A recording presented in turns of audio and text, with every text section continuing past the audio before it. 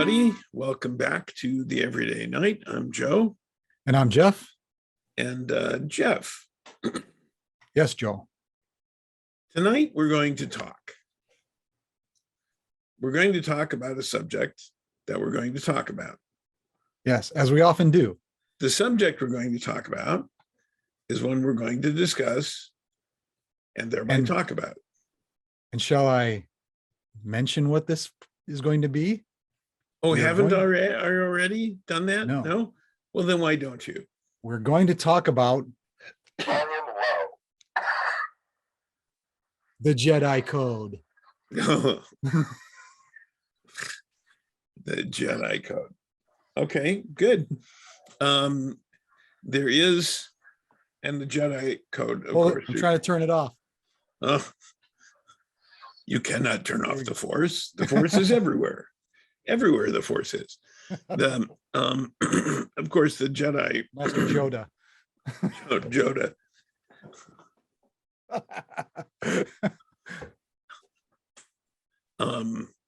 The Force, of course, the Jedi, referring to the Star Wars. Yes. The universe, movieverse. The biggest pop culture franchise probably in history. Yes. Bigger even than Howdy Doody. Bigger than Kugel, Fran, and Ollie? Mm-hmm. I think so. Bigger than Hopalong Cassidy and Tom Mix put together. Wow. And Captain Kangaroo? I don't know if he was such a pop culture. I don't think he permeated culture so much. He did. I think he did. Tom Mix, there was an interesting movie about Tom Mix and Wyatt Earp. Yeah. Based on a true story that Wyatt Earp was a consultant in Hollywood on Westerns, including Tom Mix movies, starring James Garner and Bruce Willis. Huh. It's a pretty good movie. I was aware of the movie, but I don't think I've ever seen it. Yeah, it's worth watching. Pretty good. Yeah. So the Jedi Code, and this is relevant in terms of what we always talk about, which are the chivalric virtues. So and they call themselves knights. So they do. We might as well see how they stack up. They do. So I will. I've got a graphic here that I'm going to put up here, and hopefully that is visible. The red lettering is poorly done in the graphic, but yes, this graphic, to give credit where credit is due, is from a website called CBR. Oop, I gotta flip this here. There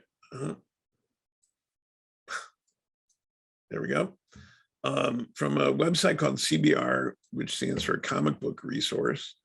Okay. And they write about such things. And they posted this graphic and did an article discussing not only the Jedi Code, but the Sith Code and the Gray Code. The Gray, who are, I don't think they're canon, but they're anyway, is somewhere in between, or think they're somewhere in between. So the Jedi Code seems, at its core, seems to be what Lucas's version of Buddhist philosophy, pop Buddhist philosophy, anywy. Yeah, it is that. And interestingly, the Buddhism, Zen Buddhism, and meditation was started by Dharma Bodhidharma, who also created the foundations for what became Kung Fu. And so both fighting and meditation, peace, internal peace, and that's seems to have been an appropriate model for the Jedi. Right.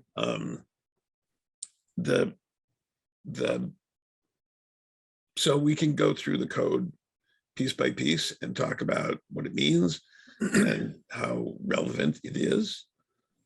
Right. So while we've got the graphic up, let's talk about the antithesis of the Jedi code first. And peace is a lie. There's only passion. In case people can't read this on their screen, and I'm having trouble myself, but peace is a lie. There's only passion. Through passion, I gain strength. Through strength, I gain power. Through power, I gain victory. Through victory, my chains are broken. The force shall set me free.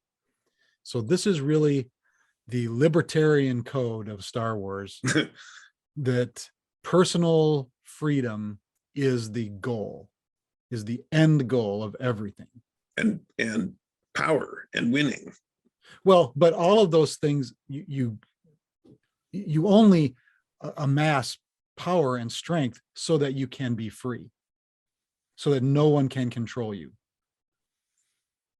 I mean, just given what this says here, through victory, my chains are broken. The force shall set me free. Yes, interestingly, though, they all had a master. Yes. Well, I guess presumably the master is more free than the student, but well, but yeah. So Darth Vader referred to Palpatine as master and so right. on. And they, right. And Kylo Ren referred to I forget the name of the entity in the third. Yeah, it was just a single syllable name. I don't remember what it was either. But he was so it'll set you free, but somebody will be more free than you. We're all equal, but some animals are more equal. But that's also kind of a libertarian thing that might makes right. Yes. So that's what we've got here. Yes, that's the Sith code. The Jedi code is there's no emotion, there's peace. Well, it's not saying that there isn't emotion, but it's saying that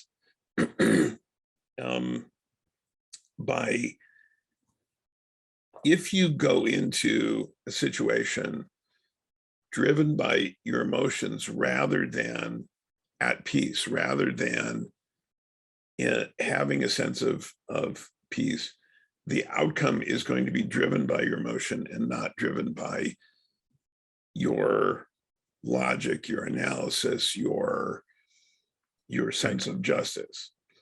And that's well, and this is that emotion leads to passion, right? Yes. So that pushes you towards the so-called dark side. Yes. However, the problem I think the Jedi had, certainly in the treatment of Anakin and the viewing Anakin as the chosen one, the who would bring balance to the Force, that was a bad interpretation of their own code, because the Jedi code is an internal code, not an external code. And they were viewing Anakin as an external solution to balancing, bringing balance to the Force. They didn't understand their own mythology, their own code, their own ideas. Well, and this is where I think, if we're talking about all of these, the gray code is kind of has it more right than either one, I think, in that the Force is just a force. It's like gravity. There's no good or bad. It just is. And I will do what I must to keep the balance. I think that's a contrivance for storytelling purposes. Right. But again, they're looking for an externalization. I will do what I must keep to I'll do what I must to keep the balance. There's no good without evil, but evil must not be allowed to flourish. Right. Is contradictory. It all only makes sense if it's an internal code. Right. If once you start looking at this as some sort of external thing you're trying to balance between the good and the evil and the dark and the light, Now you're going outside yourself into things over which you have no control. And that's one of the essential ideas behind personal balance and control is, what do you have control over? You can control what you have control over: your mind, your emotions, your peace, your serenity, your approach to things. You can't control externals. You can control your reaction to them and your actions towards them. Okay. And so that's the problem that all of these have, as far as I'm concerned. Well, I take your point, but I think I want to go a little further. That why don't we get rid of the graphic Okay. for now? And Okay. and answer an even more pressing question. Yes. What are you drinking? Tonight I'm using the Forest to make to contain your wine. Okay, I want it up here. It is a Meiomi Pinot Noir. It is a widely available, popular Pinot Noir, affordable and tasty, very drinkable, and that's what I'm having tonight. Very good. How about you? I have a Coppercraft straight bourbon whiskey.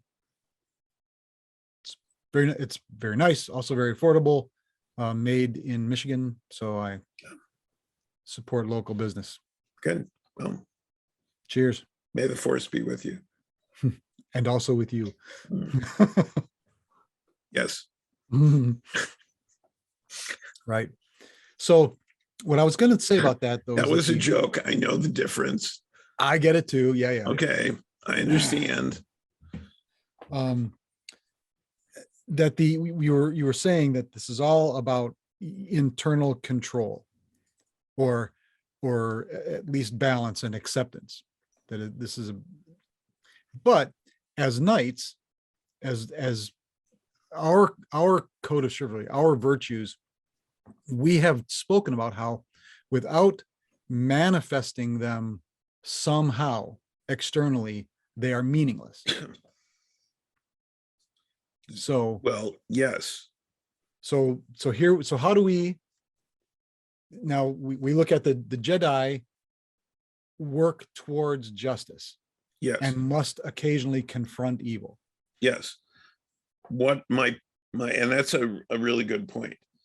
My answer to that is that your external actions, putting the virtues into action, as we have talked about, necessitate having a code of chivalry, a Jedi code, an internal code.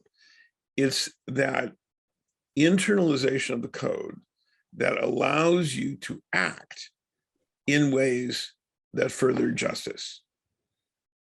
If your internal code does not support that, then your external actions won't be in balance, won't be supporting justice. Well, I can see that they would at least perhaps devolve to hypocritical or performative action, or going too far, passion. And we've seen this when, and we talked about this when we talked about the ethics of self-defense, that once you eliminate the threat, once the threat is no longer a threat, when you go further than that, you've gone beyond the bounds of what's appropriate, and you've gone past justice into vengeance. But that's has to be an internal, that's driven by the internal code. Yes, there has to be external action. Otherwise, this is just the code is just a story on a shelf. But I think it's driven by the code. The Sith are all external. It's external power, external victory, external Right. It's an anything goes. It is Right. the ends always justify the means. Right. And it's entirely external. And I agree, it is very much libertarian or dominionist. If you're Okay. familiar with the Yeah. Christianist, dominionist, who believe that they are entitled to rule, and therefore lying doesn't matter, nothing matters, because it's all about winning. I did have occasion many years ago to get into a disagreement. I may have mentioned this before. When I was in the SCA, in the Society for Creative Anachronism, we both participate in. I was Prince at the largest gathering, the Penzic War, and we were discussing with our allies a strategy. And Duke from another kingdom stood up and advocated cheating. Were you present at that? Absolutely. Yeah, I was the king's champion. Oh, yes, yes, you were. And he advocated cheating, and I said, "That's cheating." He said, essentially said, "So." I said, "It's not honorable." He said, "Victory will be our honor." I said, "Victory without honor is not victory." And we both got out of our seats. And well, there was a moment, I remember this very clearly. There was a moment where he put forward this plan, and there was just a lot of looking around and saying, did he really just say what? And the first thought I think that went through most people's mind was, he must not have understood the assignment, that he can't have just said what he said. What we need to explain to him the rules again. And then it was, so, well, we can't do that. And he said, well, yes, of course we can. Who's going to stop us? Was his attitude. Yes. Yeah. And then it became how can you, we cannot entertain this. Yes. And we were both disappointed by his sovereign's response, which was making excuses for him. But that's an example of, he was being a Sith. He will win, and that's sufficient. And there were no, were there Sith in those days? Yeah, that was. Oh yeah, sure there was. Yeah, after that was in 87. 87. Yeah. Okay. So it was about 10 years or so after the first Star Wars. So yeah. But the whole code and the understanding of Sith, that all got fleshed out in all the additional movies over the years. But that was an example where it was all about winning. Whereas that the Jedi would say, no, it's all about doing the right thing. Right. And doing what's right. And it derives from and just as his did, derived from his internal code. What the Jedi do derives from their code of virtues, as we would refer to it. Right. But I think we recognize at least that the virtues are societal virtues in many ways, that these virtues that we talk about have a lot to do with how you treat other people and how you function as a member of society in general. The Sith don't recognize society. Again, this is another libertarian sort of thing. It is all about individual freedoms. It's not, social structure is not a component of the code. We've discussed this when we talked about ethics and the social contract, and you're right that they're not considering. Ethics govern social interaction. It's how people get along in society, participate in a productive society. An unethical society is one that is, and always has been, headed to failure. Right. An ethical society is difficult to maintain because everyone has to understand and agree. That's why they say, and democracy requires an educated populace, because you have to understand ethics. And a certain amount of empathy. Yes. And I think that's another thing with the Sith, is there's no empathy either. And that's one of the problems I have with when the Jedi talk about no emotion. Well, empathy is an emotion. And if they have no emotion, so it's part of it is approaching decision-making dispassionately, but that doesn't mean you don't have empathy, which is an emotion for the people in the situation. It's in some ways, I think the Vulcan philosophy, and I know I'm mixing, I'm crossing the streams here to bring in a third reference, pop culture reference. Very good. Very good. Thank you. I'm crossing the streams with the force of the, anyway, that that the complete elimination of emotion is, it ends up coming out. I mean, they do have the Ponfar every 7 years, right? So but it's understanding, recognizing it, just like in meditation. Thoughts come into your head and you recognize that they're there, and then just go back to your breathing and centering, and let them come and go without dwelling on them, without and so we've also talked about that between input and your reaction, you have a moment of decision making. And if your decision making is based on emotion rather than on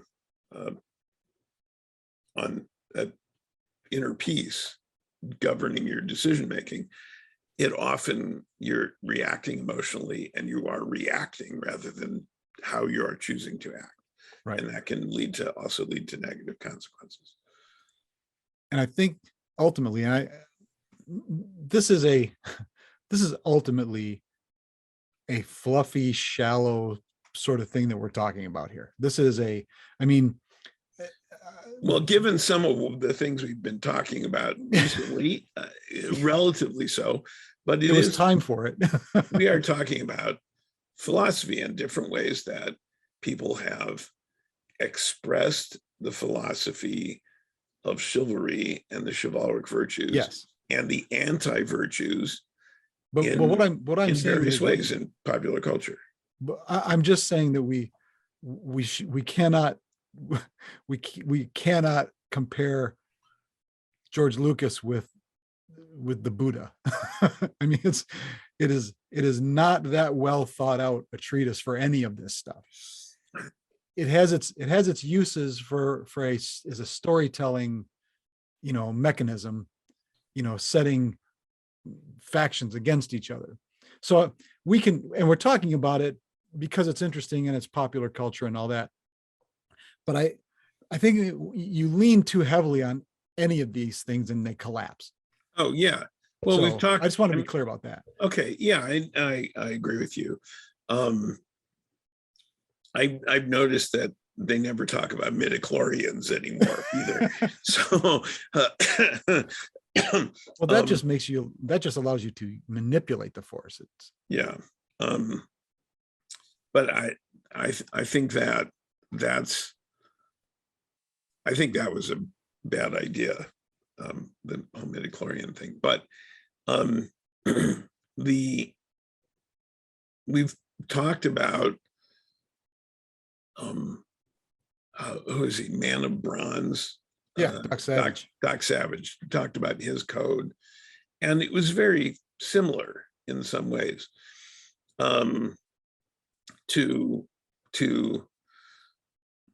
well, it was a combination of internal and external, his code. Whereas we've also talked about Robert Heinlein's, his things a person should be able to do, and that was all external. Yep. And that was all action. And so I think it's interesting to look at these popular culture manifestations of ideas of personal codes, how internal they are and how they translate into action, into external action. In retrospect, if I honestly, if I had taken some more time to prepare, we might, and maybe in the future, we should talk a little bit more about Stoicism, more specifically. We've touched on it in a lot of our discussions because that is I think like Marcus Aurelius and his Stoic writings are very much an internal philosophy manifested into action. And it's a philosophy. It's not a religion. It's like Buddhism in that way. Okay, then if we're going to talk about Marcus Aurelius and Stoicism, I think we should talk about Spinoza and Kierkegaard as well. Okay. Well, yeah, I've posted some of Soren Kierkegaard's quotes to the page. Yeah, they're sure. Yeah, bring them all in there. But I'm just saying that I'm mostly saying that these guys were actual philosophers, and George Lucas was not. and certainly the fan fiction that's come out since to flesh out some of this stuff has tried to sort of fill in the gaping holes that exist in all of this stuff. I think that's also interesting that for a lot of people, this was in some ways their first exposure to the idea of a code of chivalry. Oh yeah, the Jedi I think Knights. That's why it was worth talking about. Yeah, it was for a lot of people their first exposure to it if they've never been involved in medieval history or certainly a reenactment or any of that sort of thing and haven't looked at that.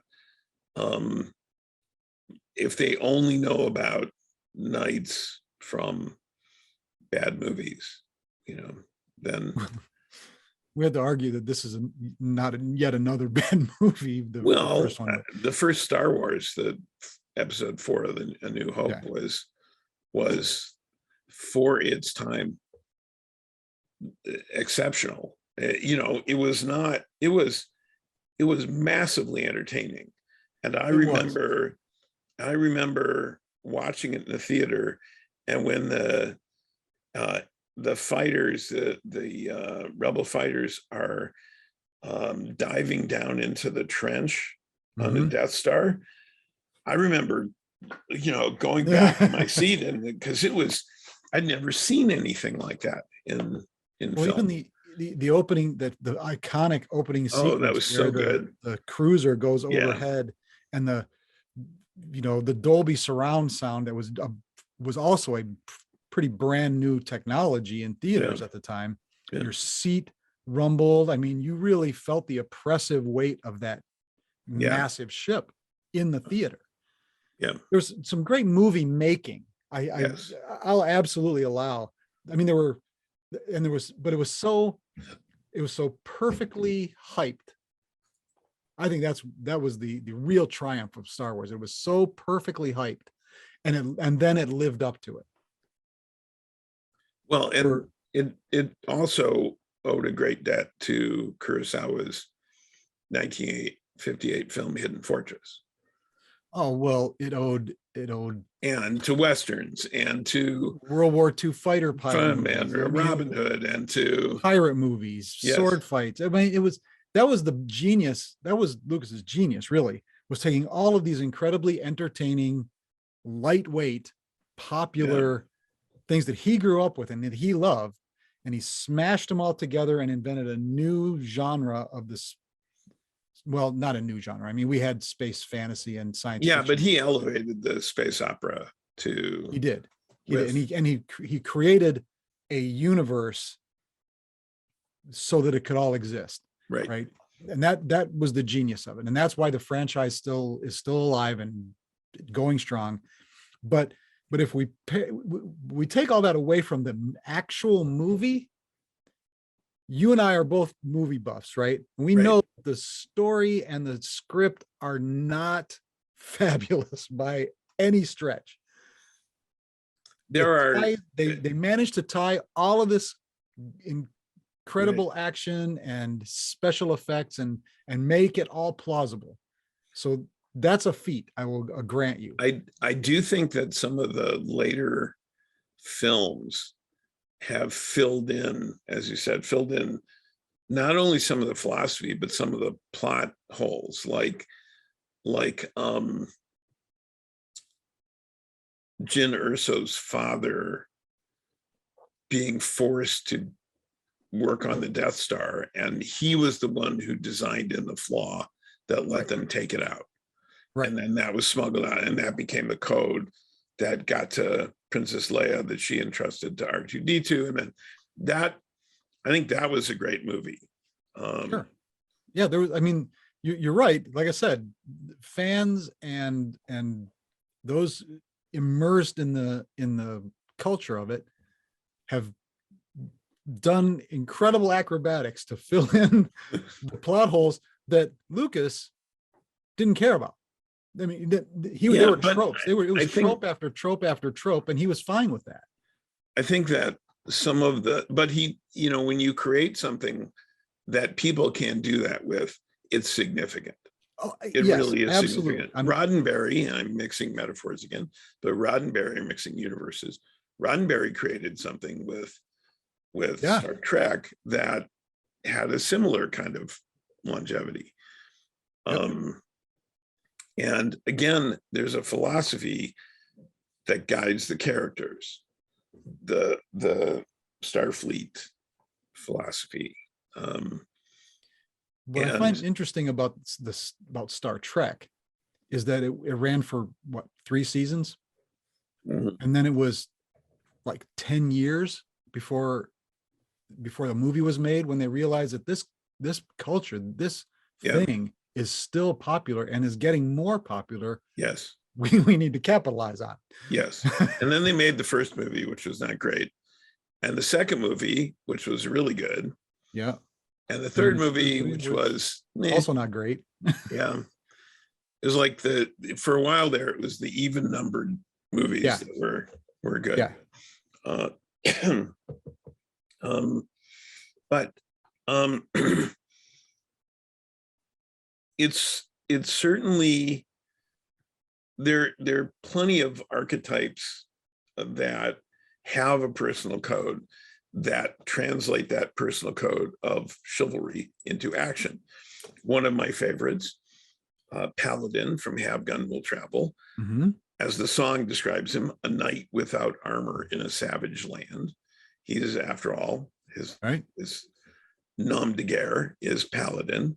Yep. And his code too, and very, very similar, but he did not, one of the things I always liked about him was that he did not eschew knowledge or education. And there were times in episodes where knowledge, his classical education, proved the key to victory. Right. Yep. And I think that there's we talked about this again, and we're getting a little, as we often do, getting a little far from our original subject here, but the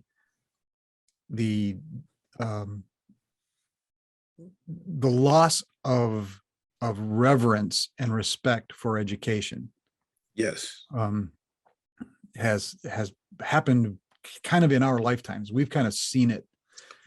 It's been claimed, it has been said that it has been running through American culture since forever. Yeah, Isaac Asimov has a famous quotation about that.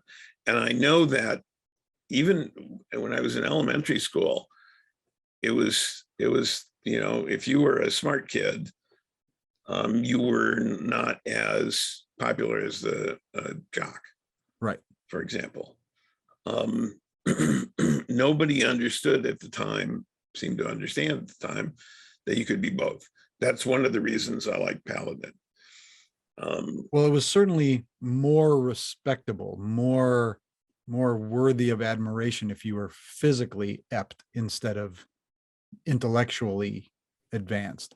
Yes. And I read an interesting article many years ago that explained that Superman's powers, wow, I'm really bringing in another popular culture thing here, Yeah. were not actually physical abilities, but were mental abilities. Oh, yeah. Everything was some form of telekinesis or something. Right. But if people at the time understood that that was what was powering him, rather than just he was stronger, he could jump further, he could do things like that, was stronger, tougher.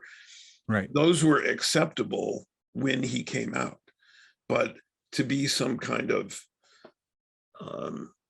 mental freak would have not been as acceptable.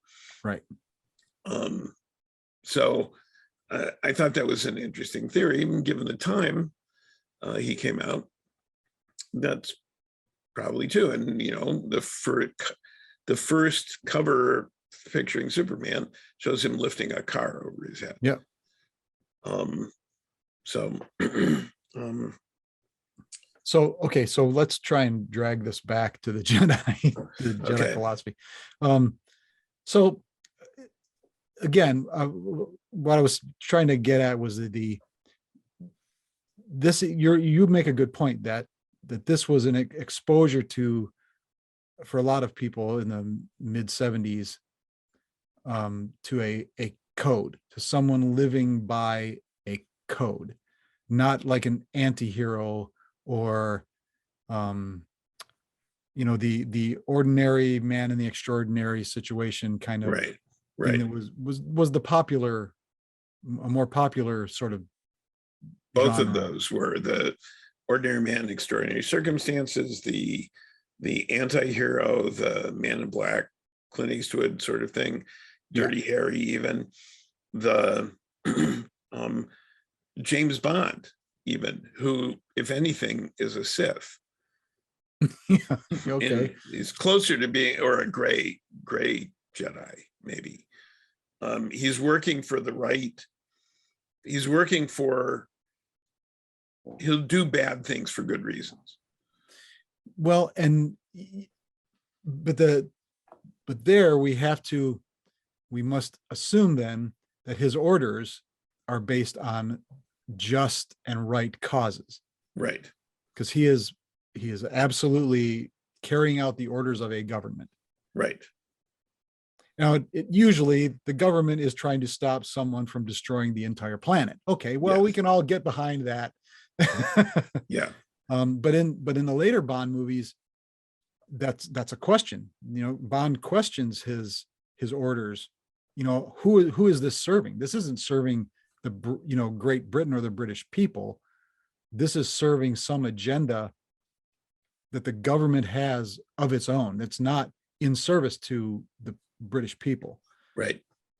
Well, Bond had to grow up. I remember it was a thing my dad and I did. My dad took me to James Bond movies when I was a kid growing up. It was a father-son bonding thing. And I thought I was very adult going to these movies. And then decades later, I watched Goldfinger again. And I thought, this is terrible. The dialogue, it's, there's a certain naive charm to it, but it is. Well, it is kind of interesting going back and watching old movies, even like watching Star Wars, watching A New Hope again. Yeah. Pacing is different. Yes. Cinematography is different. Yes. I mean, there's, you find yourself waiting for something to happen, and it's the dialogue. And going back and watching Star Wars now, the dialogue does not engage you. You're waiting. The dialogue is just filler until we get to the next piece of action. Right. And now But in most movies now we just dispense with the dialogue. and just yeah, that's true. Well, that is one thing about modern movie audiences don't seems to understand or accept a movie that is not paced, that is paced differently from the Fast and Furious movies. Right. That are Or like nonstop Transformers movies, or yeah, which is Michael Bay. Yeah. And yeah, there was a movie called Hardcore Harry, I think. Yeah. It was like a first person shooter from the point of view of and it did not stop. It was dizzying. I thought it was terrible. Yeah. That was absolutely terrible. Yeah. I could not finish it. Yeah, it was, yeah. That was that's when I wanted to fast forward past the action to understand what the story was. Right. Yeah. Well, the premise was so thin. Because there has to be balance between the dark side of action and the light side of exposition, right? Okay. I'll accept that. Okay. So with the Star Wars, with the Jedi, I think, like we were saying, this was an exposure to a person living on what makes them heroes, right? Is that that their actions are relatively selfless. There's no reason necessarily for them to enter into these conflicts. In fact, in the first movie, Ben Kenobi has been in hiding, and I am now in the process of watching the Obi-Wan series on right. Me too. Disney. And so here has a Jedi Knight who has become a hermit, who has gone into hiding because their cause was lost. And now Luke Skywalker is apparently the actual chosen one. Anakin was the sort of false chosen one. And Luke Skywalker now, he believes, is going to be the actual chosen one. That we were wrong before. Now we're going to get it right this time. Well, and by the way, we should have said, there may be spoilers in this. If you haven't seen Star Wars 4: A New Hope, sorry. I was teaching a class, and I compared Star Wars to Harry Potter, because they're, in a lot of ways, an orphaned child living with his aunt and uncle encounters a mysterious stranger who informs him that he has these great powers and takes him away onto these adventures where he meets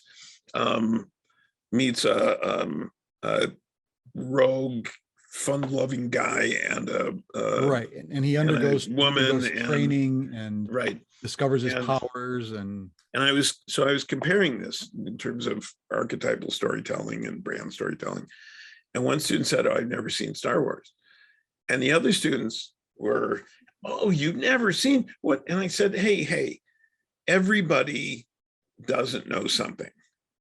I guarantee you, there's stuff that I know that you don't know." But everybody doesn't know something. But I turned to the student and said,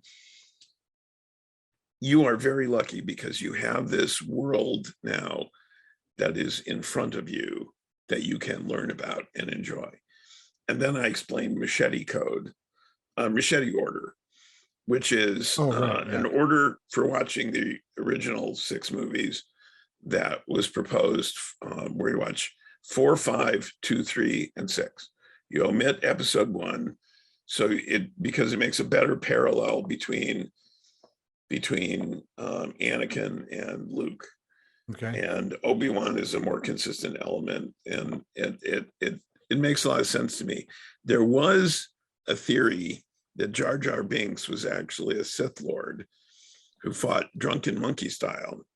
Yeah. And that was going to be revealed in the second movie, but that Lucas wimped out. I don't know. That sounds like a way to sell the action figure to me. It could have worked. But I guess if Jar Jar dropped the annoying persona that he adopted, obviously to go unnoticed. Well, yeah, well, he was anyway. It's a plausible theory, but it's not canon. So, but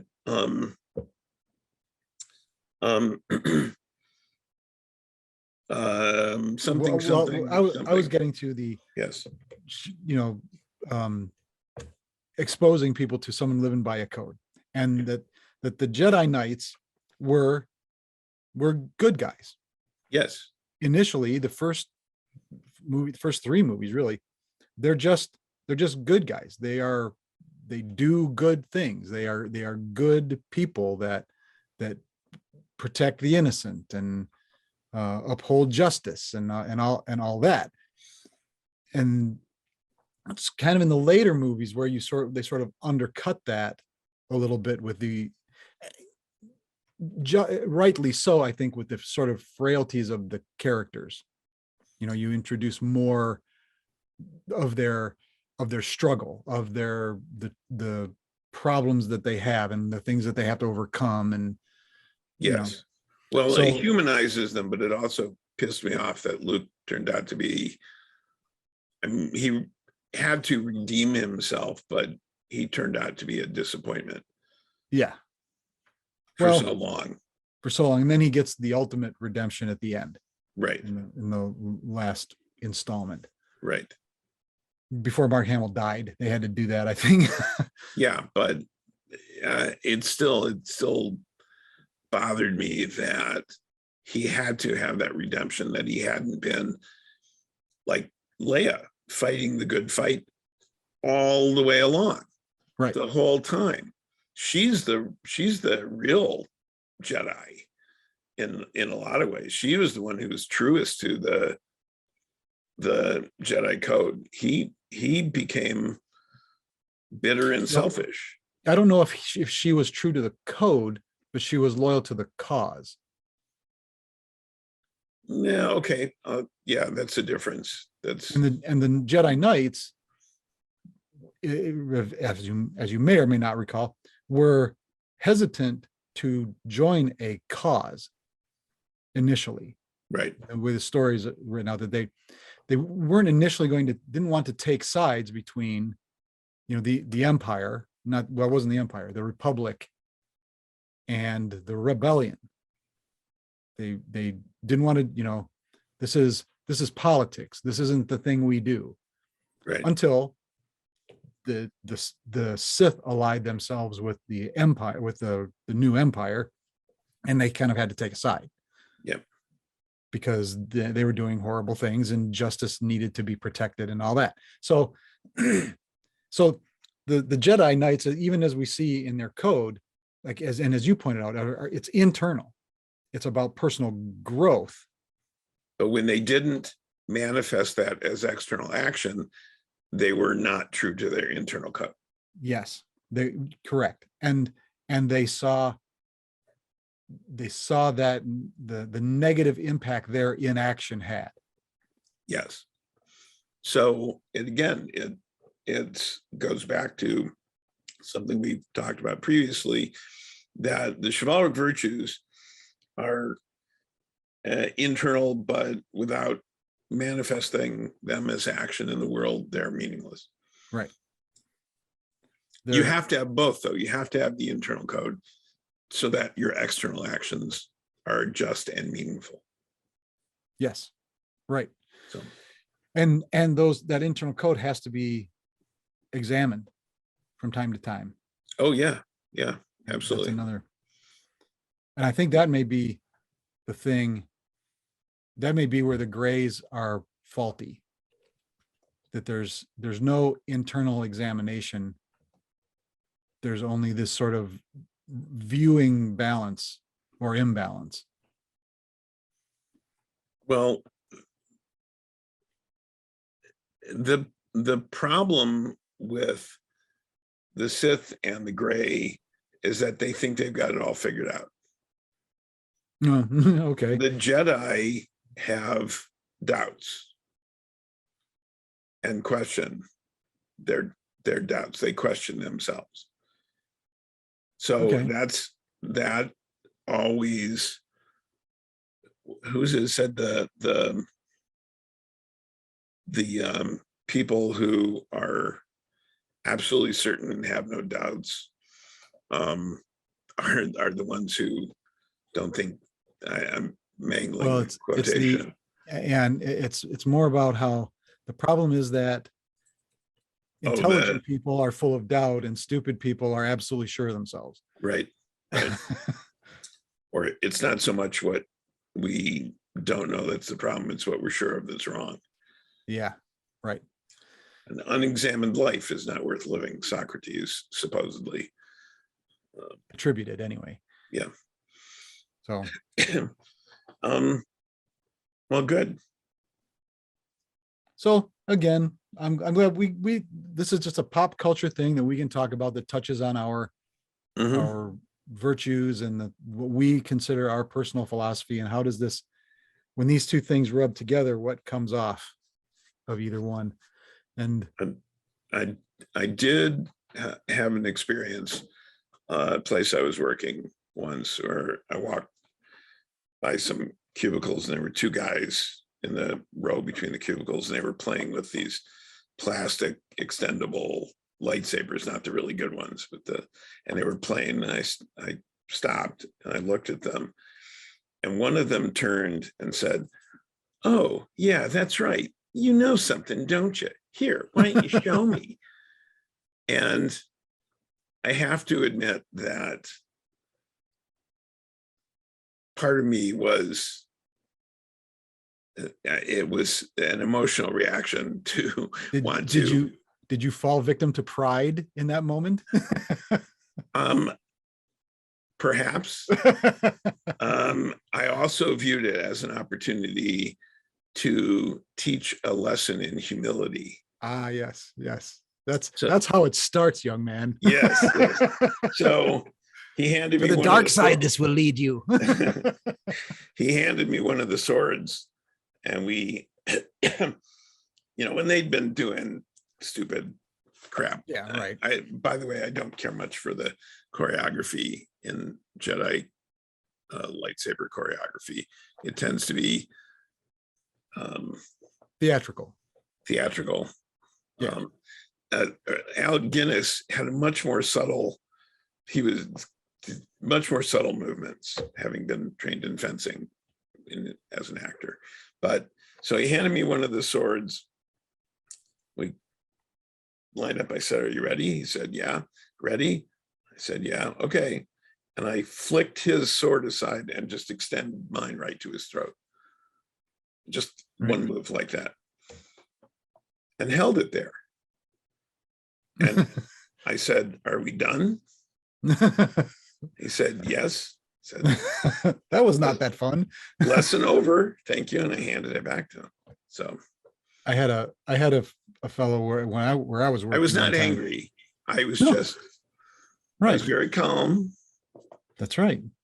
You were at peace, no emotion, just peace and serenity. Serenity. Yeah. I was working one time, and we were working, and somehow in the course of a job, a whole bunch of cardboard tubes, about 4 feet long and, 1.5 inches in diameter or something like that, were on this table. And so I'm walking through the room, and one guy, much bigger than me, picks up one and he turns to me and he goes, "Ha!" And he holds it out, in that samurai sort of two-handed posture. And I looked at him, and without taking my eyes off of him, I just reached over and I took one tube in one hand, and I turned and I set my feet and I said, "You're way out of your league." And he looked around, he threw it down. "I know it." Yeah. So there we go. Sometimes confidence is all it takes. There is no ignorance, there is knowledge. And that was an example of knowledge. So. All right. Okay, then good. we've delved, I think, as deeply as we can into this particular subject. Yes, indeed. And more so. Yes. And well, next time, well, maybe not next time, but sometime I think in the future we can discuss Stoicism. And did Kierkegaard admit to any ism, sort of? Well, Kierkegaard, as I recall, and it's been a long time, and I'll refresh myself, but I recall him talking about 3 stages of life. And what struck me at the time is how it seemed to parallel in some ways Hindu philosophy of the phases of life that someone goes through. So anyway, more about that another time. Okay. So the religious life and the external life and so on. Anyway. So look for that in a future episode, people. Okay. And maybe some horrific thing will happen in politics or in popular culture in the next week, and we'll talk about that next time. Undoubtedly, something will occur. We are watching the January 6th proceedings, and that's finding that very interesting. That may come to a head at some point where we can talk about hypocrisy, dishonesty, the Sith might making right or not in this, thankfully, in this particular case. But for now, let's not talk about that. I think one of the things, though, just a final thought, is that the Sith and the Jedi and the Gray all believe themselves to be the good guys. Well, I would. Do you think they believe they each believe them to be on the right side of things? They believe that what they were doing was correct. Correct. Yes. But because their overall philosophy is so different, they can be correct within their philosophy. We see that in modern politics too. You are so convinced that you're correct that anything that attacks that must be, or anything that questions that must be evil, must be wrong, must be is an attack. So the Sith, like I say, I think are absolutely personally, selfishly motivated. Correct.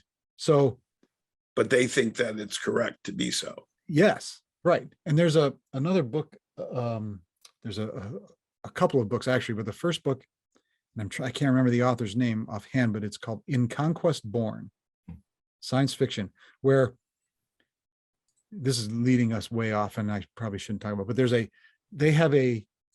philosophies of this particular culture are one is that it's sort of the ultimate libertarian,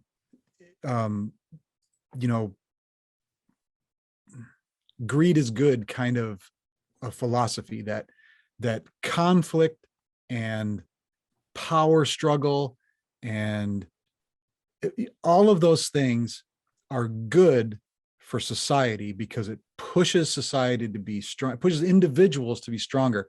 And then the society made up of strong individuals is better than the collective weakness of a society that is codependent.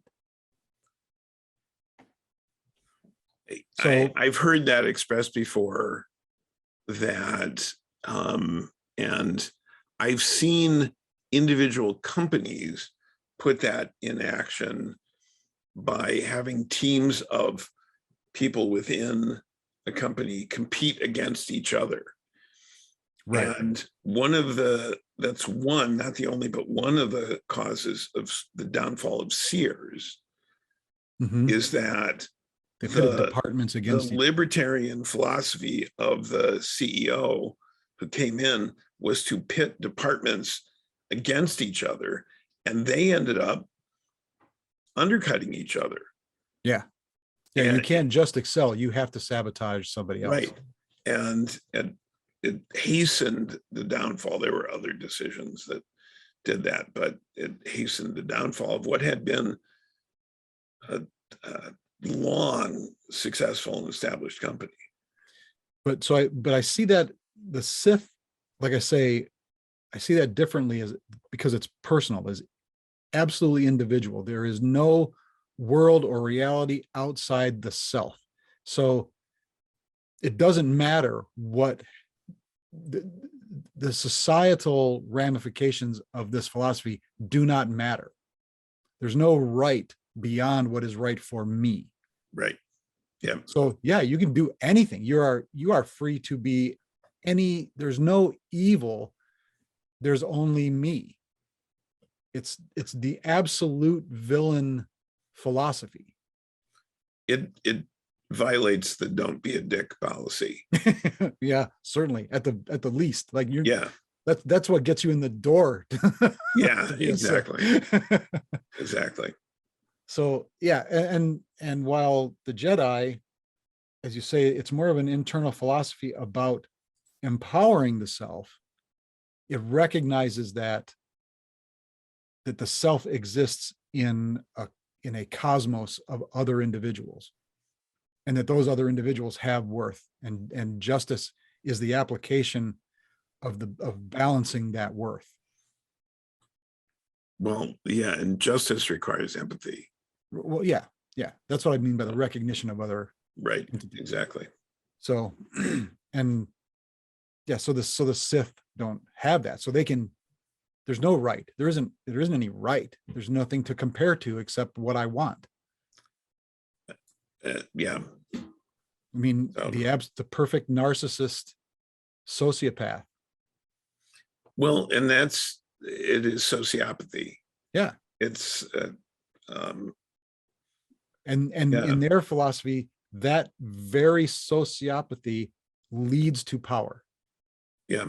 Well, leads to strength and leads to ultimate victory.